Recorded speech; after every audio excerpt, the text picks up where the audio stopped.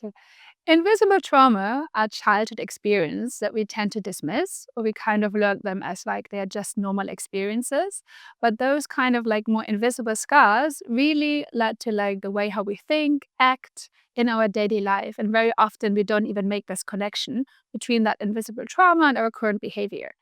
And during my 10 years of experience as a clinical psychologist, I really spotted those 7 behaviors that cause trouble in our daily life and are very much related to invisible trauma. And we're going to talk about this right now. So the first sign we're going to talk about is like the hyper independence mode. And this hyper independence mode is also called like superior loner. So what this is actually about, this is really when you kind of grow up and you like learned you cannot really rely on anyone, because ultimately like you are just like, okay, I need to come up for myself, no one else will be. And you become basically like very mature, you are very capable, but it also comes with isolation and feeling like misunderstood and unable to connect. And you might sometimes feel like you really want to rely on someone or you really need someone, but you have a really hard time to actually connect. So the next sign is a people pleaser mode. We also know this as like self-sacrifice mode or subjugation mode, especially in like the therapist language. So what is this actually about? If you constantly prioritize other people's needs and kind of like subjugate your own needs just to please others, to avoid any conflict, you might be actually guilty of that mode. So, and what is happening if you keep on doing this, you might like keep on having more and more resentment. You might even feel used at times, yeah, from other people, or and kind of being trapped in this dynamic. And if you recognize one of these signs, you might actually be in that people pleasing mode more often than you actually want to be. So it's very important that you ask yourself, okay, am I really actually doing this because I want to do this for the other person? Or is it more I am doing this to avoid something negative to happen, such as like a rejection or a conflict? The third sign is emotional numbness. And we also know this as like detached protector mode. And this is really like trying not to feel. And when are you bringing this up? If you learn like no one is taking care of your like negative emotions and you're like all alone with them, you learn like to detach from them. So you're basically not feeling anymore. And this would be like a survival mechanism at that time because you can just keep on going on. But also it comes with a cost because like while you're in that mode, in that detached protector mode, you also filter out all the other positive emotions, such as like excitement and joy.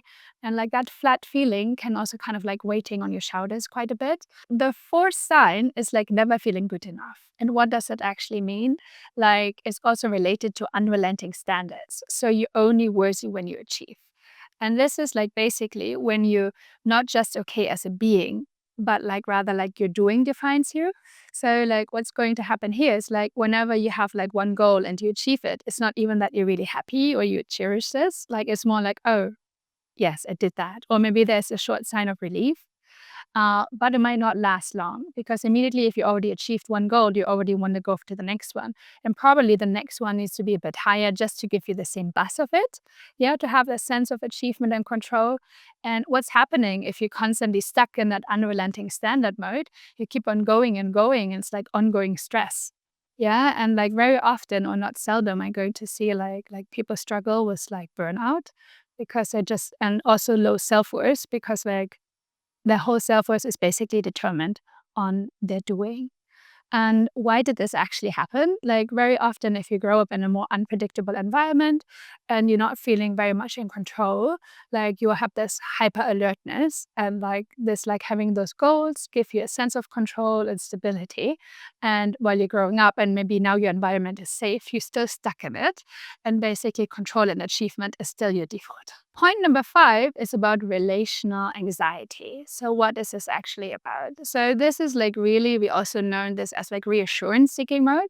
So if you're like in a relationship and nothing big is happening, but you kind of like have this constant feeling of like, this doesn't feel secure, this doesn't feel safe. What if my partner is going to pull away? Did I do something wrong? Like, so you might have this like need to actually keep on checking. You might actually even check the phone. You might like ask many times, do you really love me? You know, do you really want to be with me? Or you might ask like for any other presents. Like you just want like that confirmation. This person is going to stay with me and I'm safe right now. And where is this coming from? Basically, when you grow up and you don't have a very stable like attachment, like with like one of your caregivers, and like there's a lot of like push and pull. And this would create ongoing anxiety. And you, instead of working through this, you're kind of projecting that feeling even in your adult relationships. And this might be particularly true if you experience that kind of push and pull and that relational anxiety, not only in one specific relationship, but also you can almost see a bit of a pattern. So it's not, oh, it happened with this person and then with the next person. So it might not only be the other person, but more like your own imprint of how you actually see like a relationship and what your attachment style is about. Sign number 6 is perfectionism. We also know this as perfectionistic overcontroller mode.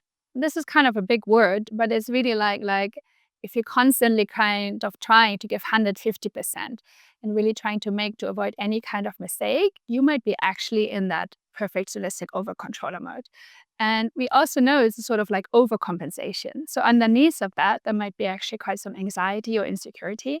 And especially when you grew up in an environment where mistakes were actually not tolerated. And it would come as punishment or withdrawal. And you kind of learned like there's basically no space or no option for mistakes. And like you kind of develop those almost preventative techniques or mechanisms. So always giving like a little bit more. And while sometimes this can be actually really helpful, I don't want to lie, like when you're not able to achieve this level of perfectionism, it can be also actually really hard to handle. And then all this anxiety might come back. And when failure happens, you might have a really, really tough time to actually get through this. So in case you recognize yourself, this might be like an invisible sign of like, or more visible sign of invisible trauma. Our last sign of invisible trauma is also called like mistrust mode, or I would call this like a layman language, like keeping people on an arm's length distance. And what this is actually about, this is while you're connecting with others and seemingly fine, you always keep it a bit on the surface level and don't let people in like too deep. So while you might share some level of vulnerability, you wouldn't really share what's deep inside because there's this fear or belief that ultimately those people are going to betray you or leave you, or might even like use this information to their advantage and hurt you. And you just don't feeling like safe enough and trusting enough to actually share this information, have a true deep connection. While this is of course quite helpful to protect yourself and to go ahead and like live your life and function in daily life, I guess you can already see that this also creates like a big problem of like basically isolation or loneliness and like not having the support you actually need or might crave. If you recognize any of those 7 traits, this might be actually linked to invisible trauma you might not fully like know about, or like unmet emotional needs in your childhood. Please keep in mind like trauma is not only defining you, but there's like way to help and to get through trauma. And if you want to learn more about trauma and what's happening, please subscribe to our channel below.